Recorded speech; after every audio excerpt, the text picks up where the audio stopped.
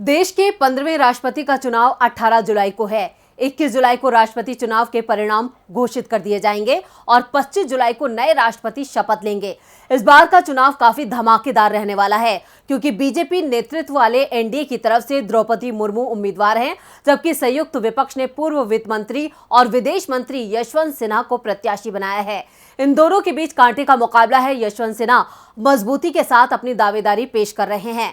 यशवंत सिन्हा लगातार अलग अलग राज्यों का दौरा कर अपने लिए समर्थन जुटाने में लगे हैं। यशवंत सिन्हा हाल ही में उत्तर प्रदेश पहुंचे, जहां उन्होंने समाजवादी पार्टी के नेता अखिलेश यादव और राष्ट्रीय लोक दल के नेता जयंत सिंह चौधरी के साथ प्रेस कॉन्फ्रेंस में हिस्सा लिया। इस दौरान यशवंत सिन्हा ने अपनी प्रतिद्वंदी के खिलाफ जमकर हमला बोला। उन्होंने द्रौपदी मुर्मू के बहाने पीएम नरेंद्र मोदी पर निशाना साधा। नमस्कार, मैं हूं परवीन शेख। आप सभी का हमारी स्पेशल रिपोर्ट में बहुत बहुत स्वागत है। इस रिपोर्ट में चर्चा करेंगे राष्ट्रपति चुनाव में विपक्ष के उम्मीदवार यशवंत सिन्हा की। क्या यशवंत सिन्हा जैसे ही राष्ट्रपति की इस देश को जरूरत है? क्या द्रौपदी मुर्मू सिर्फ रबर स्टैंप राष्ट्रपति और पीएम मोदी की मोहरा बनकर रह जाएंगी? क्या यशवंत सिन्हा की असली लड़ाई पीएम मोदी से है? इन्हीं सवालों के जवाब देंगे हम अपनी इस रिपोर्ट में। मुर्मू से नहीं, मोदी से है लड़ाई। राष्ट्रपति चुनाव में अब एक हफ्ते से भी कम का वक्त बचा है। इस बीच बीजेपी की राष्ट्रपति पद की उम्मीदवार द्रौपदी मुर्मू पर विपक्ष के उम्मीदवार यशवंत सिन्हा ने क्या कहा है, सबसे पहले वो हम आपको बताते हैं। यशवंत सिन्हा ने प्रेस कॉन्फ्रेंस में द्रौपदी मुर्मू के मीडिया से मुखातिब नहीं होने को लेकर सवाल उठाया है। यशवंत सिन्हा ने कहा, मैं कई जगहों पर पूछता हूं कि द्रौपदी जी कहीं गई तो क्या उन्होंने कोई प्रेस कॉन्फ्रेंस की? देश की जो स्थिति है उस पर कुछ बोला? आर्थिक स्थिति जो है देश की, उस पर उनका क्या ख्याल है? भारत की जो विदेश नीति है उस पर उनके क्या ख्याल हैं? समाज में जो कुछ हो रहा है उन पर उनके विचार क्या हैं? वो आगे कहते हैं कि जब कल वो आपके शहर आती हैं तो आपसे मुखातिब हों तो मेरी उम्मीद है कि ये सवाल उठेंगे, लेकिन वे सबसे सम्मिलित रूप से नहीं मिलती हैं और सिर्फ एक दो लोगों से मिलती हैं, क्योंकि इस सरकार में संवाद एक तरफा है। एक व्यक्ति बोलता है, सब लोग सुनते हैं। अगर देश के प्रधानमंत्री ने ही 8 साल में कोई प्रेस कॉन्फ्रेंस नहीं की है तो हम राष्ट्रपति के उम्मीदवार से ये उम्मीद क्यों करें? लेकिन अगर वो आपसे मिले तो हम ये जानना चाहेंगे, क्या वो मेरी तरह शपथ लेने के लिए तैयार हैं? क्या वो संविधान की रक्षा के लिए तैयार हैं या एक साइलेंट और खामोश राष्ट्रपति बनकर रह जाएंगी? भारत को आज खामोश राष्ट्रपति नहीं चाहिए। आज भारत को अपने विवेक का इस्तेमाल करने वाला राष्ट्रपति चाहिए। यशवंत सिन्हा मीडिया के सामने ये मान चुके हैं कि उनकी असली लड़ाई पीएम मोदी से है। द्रौपदी मुर्मू जरूर मुकाबले में है, लेकिन ये लड़ाई सत्य और असत्य की है। उन्होंने कहा, आज कहीं इंसाफ नहीं मिल रहा है। उन्होंने कहा कि अनुच्छेद 370 का मामला 2019 में सुप्रीम कोर्ट गया, लेकिन 2022 आ गया। उसकी सुनवाई कब होगी किसी को नहीं पता। सीएए कानून आया, उसके खिलाफ कोर्ट में कब सुनवाई होगी नहीं पता। सुप्रीम कोर्ट कुछ मामलों को तुरंत सुन लेता है, लेकिन कुछ मामलों में पता नहीं चलता कब होगी सुनवाई। यशवंत सिन्हा को अपनी जीत का पूरा भरोसा है। वो पहले भी कह चुके हैं कि उन्हें अंतर आत्मा पर वोट मिलने वाले हैं। साथ ही उन्होंने कहा कि अगर वो राष्ट्रपति बनते हैं तो वो अपने विवेक से काम करेंगे। हुकूमत में बैठे लोग चाहते हैं कि समाज बटा रहे। राष्ट्रपति के पास बहुत सी शक्तियां होती हैं। देश के कई राष्ट्रपति ऐसे हुए जिन्होंने सरकार को परामर्श दिया, मैं राष्ट्रपति भवन में संविधान के संरक्षण के रूप में काम करूंगा।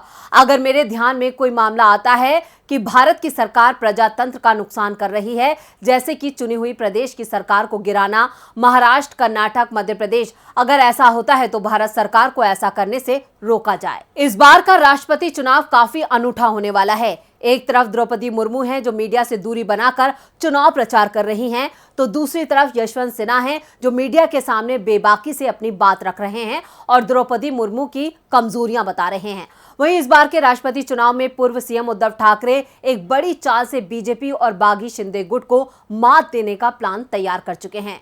शिवसेना के कुछ सांसद द्रौपदी मुर्मू को वोट देने की मांग कर रहे हैं।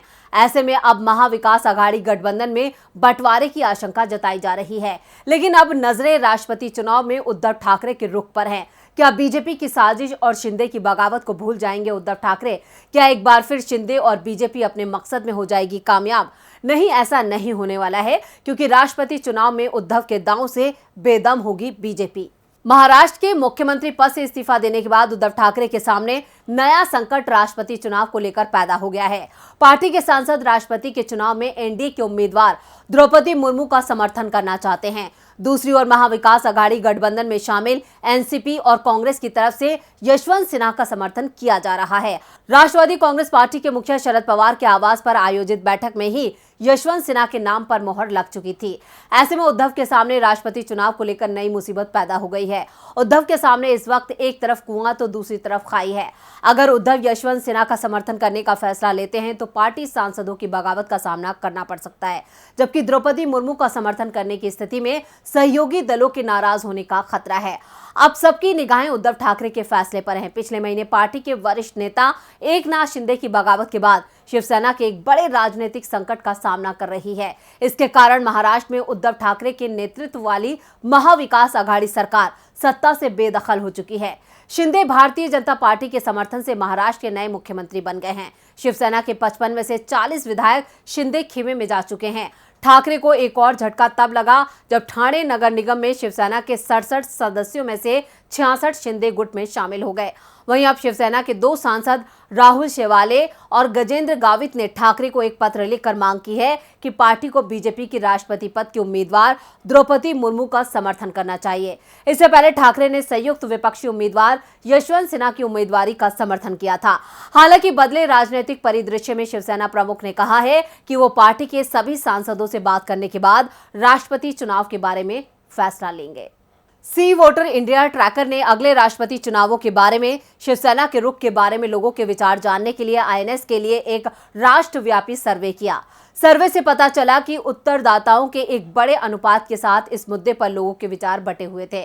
57% ने सुझाव दिया कि ठाकरे को मुर्मू का समर्थन करना चाहिए। वहीं 43% लोगों ने इससे असहमति जताई और कहा कि शिवसेना प्रमुख उद्धव ठाकरे को संयुक्त विपक्षी उम्मीदवार यशवंत सिन्हा का समर्थन करना चाहिए।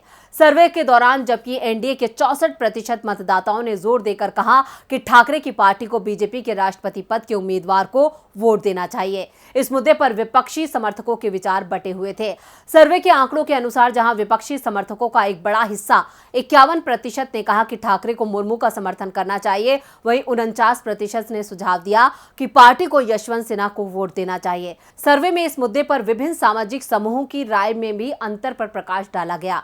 उच्च जाति हिंदुओं ने 68%, अनुसूचित जाति के 66% और अन्य पिछड़ा वर्ग के 63% ने सुझाव दिया कि ठाकरे को मुर्मू का समर्थन करना चाहिए, जबकि अधिकांश मुसलमानों ने यशवंत सिन्हा के समर्थन में पार्टी के पक्ष में बात की है। महाराष्ट्र में किया गया यह सर्वे साफ करता है कि इस राज्य से यशवंत सिन्हा को अदृश्य वोट मिल सकते हैं। अगर ऐसा होता है तो इस दांव से द्रौपदी मुर्मू की मुश्किलें बढ़ सकती हैं। तो ये थी हमारी स्पेशल रिपोर्ट। आपको कैसा लगा हमारा ये वीडियो? नीचे कमेंट बॉक्स में अपनी राय दें और इस वीडियो को ज्यादा से ज्यादा लाइक करें और शेयर करें। देखते रहिए डीबी लाइव। नमस्कार। हमारे चैनल से जुड़े रहने के लिए YouTube पर टाइप करें डीबी लाइव, सब्सक्राइब बटन को क्लिक करें और बेल आइकन को दबाना न भूलें ताकि खबरें आप तक पहुंचती रहें। देखते रहिए डीबी लाइव, क्योंकि यहाँ हैं खबरें लगातार।